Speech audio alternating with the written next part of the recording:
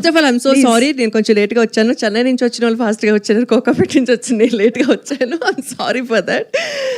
And నీరమ్ నేను నాకు చాలా అంటే చాలా చాలా చాలా మంచి క్యారెక్టర్ చేశాను. దేని గురించి కాకపోయినా నా గురించి ఈ సినిమా చూసి సక్సెస్ చేయండి please, because it's very nice character. చాలా మంచి క్యారెక్టర్ ఇచ్చారు కృష్ణ గారు. అండ్ ఈ సినిమా కోసం కృష్ణ గారు చాలా కష్టపడ్డారు.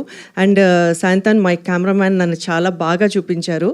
And at the same time నేను ఈ మూవీ చేసేటప్పుడు అప్పటికి నాకు ఫుల్ హెయిర్ లేదు, బట్ స్టిల్ నాకు మా డైరెక్టర్ గారు అండ్ ప్రొడ్యూసర్ గారు నాకు అలానే చేయండి, అలాగే కావాలి అని నాకు చాలా కంఫర్టబుల్గా అలాగే చేయించుకున్నారు.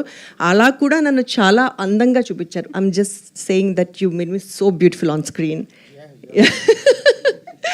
And I'm so happy to share the screen with such a nice artist Nithin గారు.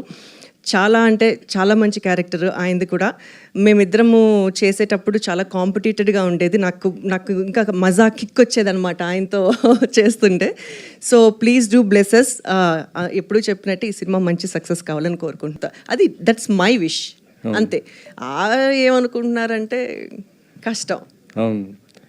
సో అంటే మీ పాపది కూడా ఒక డ్రీమ్ ఒకటి ఉంది. అంటే మా ఒక ఇంటర్వ్యూలో నేను చూశాను, మమ్మీ హ్యాపీగా ఉండాలి, చాలా హ్యాపీగా ఉండాలి, ఆమె హ్యాపీగా ఉండటం కోసం మేము ఏదైనా చేస్తాము ఇట్లా అనేసి చెప్పడం జరిగింది. మ్యారేజ్ ఇట్లా ఇది అనేసి, దానిపైన మీరేమంటారు?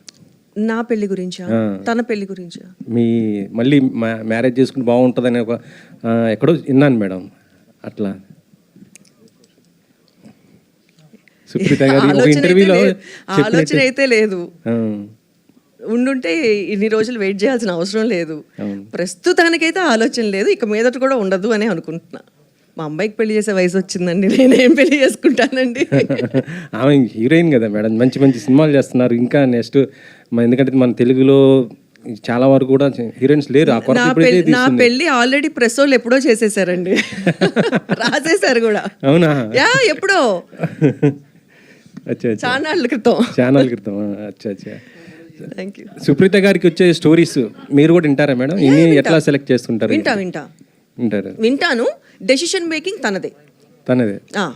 ఇది నీకు ఓకేనా, నీకు చేయాలని ఉందా అని అడుగుతా. నేను చెప్తా ఇది పెద్ద నాకు నచ్చలేదు, డెసిషన్ ఈజ్ యోర్స్ అంటాను. కొన్ని వద్దు అని చెప్పేస్తాము. ఈవెన్ కొన్ని ప్రైవేట్ ఆల్బమ్స్, కొన్ని సాంగ్స్ కూడా వస్తుంటాయి. సో వాటిని కూడా I think this should be a comeback.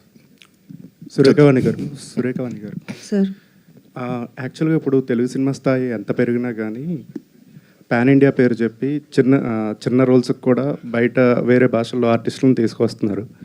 మన తెలుగులో ఉన్న చాలామంది సీనియర్ ఆర్టిస్టులకి అవకాశాలు రావట్లేదు అని చెప్పి కొంతమంది కామెంట్స్ చేయడం జరిగింది ఇన్ రీసెంట్ టైమ్స్లో. హ్యాపీ థింగ్ ఏంటంటే మీరు వేరే భాషలో సినిమా చేయడం. సో దీన్ని ఎలా చూస్తారండి మీరు? దీని గురించి అంటే కాంట్రవర్సీ కాదు కానీ ఆర్టిస్ట్ అనేవాళ్ళు ఏ భాష కన్నా ఆర్టిస్టేనండి.